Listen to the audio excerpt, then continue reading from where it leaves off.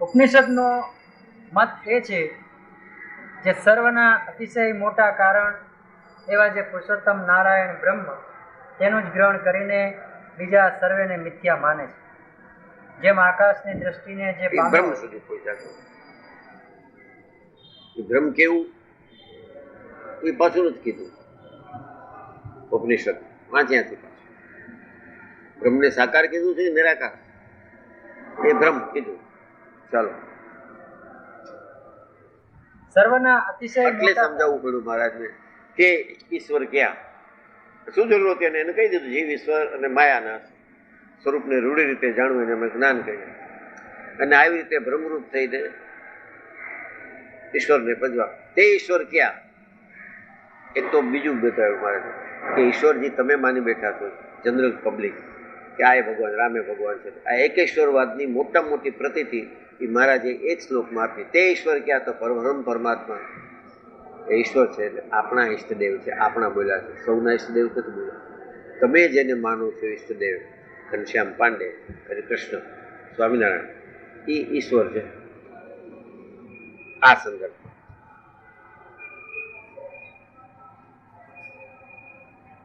ક્યાં શિક્ષાપતિ ત્રિદિનાત્મક સમજાવે છે એમાં આ તો ડિસ્કસ જ નથી થતું. એમ કહી દીધું કે આમ કરું ફલાણ કરું તો બે ત્રણ નિયમ બીજા દેવરાવી જાય બધા થઈ ગયું. ચાલો શિક્ષાપતિ યજ્ઞ કરીને આવી ગયા. અરે we are overlooking the effort he has made by simply accepting it as it is mentioned in literature. Not at all. રહસ્ય જાણ્યા વિના બધું ખોટું.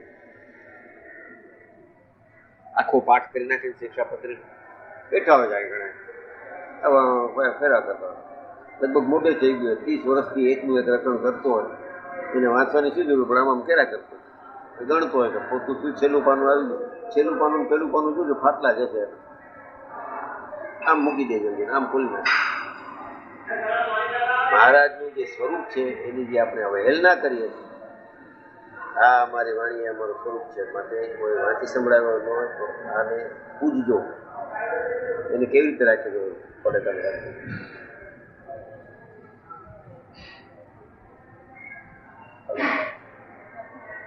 જાણી દો. સમજતા નથી, એકવાર ખબર પડી જાય.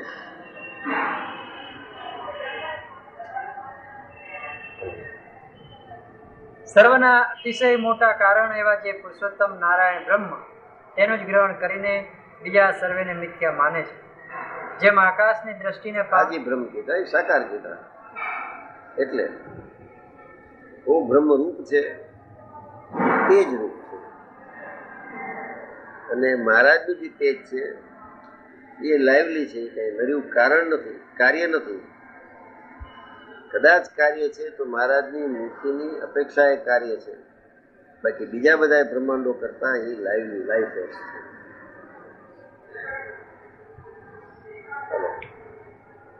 જેમ આકાશની દ્રષ્ટિને જે પામ્યો હોય તે બીજા તત્વને દેખે નહીં, તેમ બ્રહ્મને જે દેખતો હોય તે બીજા કોઈને દ્રષ્ટિને પામ્યો એટલે આકાશનો જેને સાક્ષાત્કાર થઈ ગયો હોય કે આ આકાશ છે સમજાઈ ગયો હોય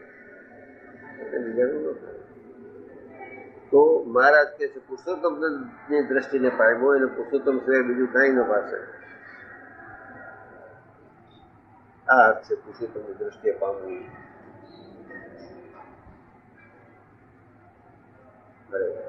તેમ એ બ્રહ્મને જે દેખતો હોય તે બીજા કોઈને દેખે નહીં, એવી રીતે વેદાંતનો મત છે. વચનામૃતમ એટલે કે છે બ્રહ્મ સત્યમ જગત મિથ્યા.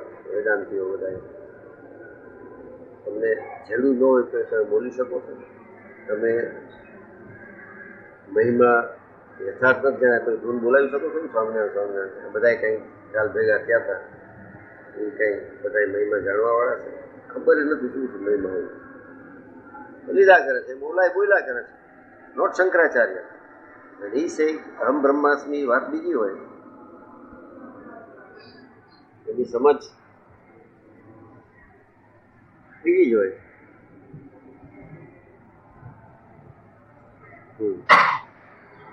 વચનામૃતમ આવી રીતે લોયાનું 15મું વચનામૃત થયું. સહજાનંદ સ્વામી મહારાજ.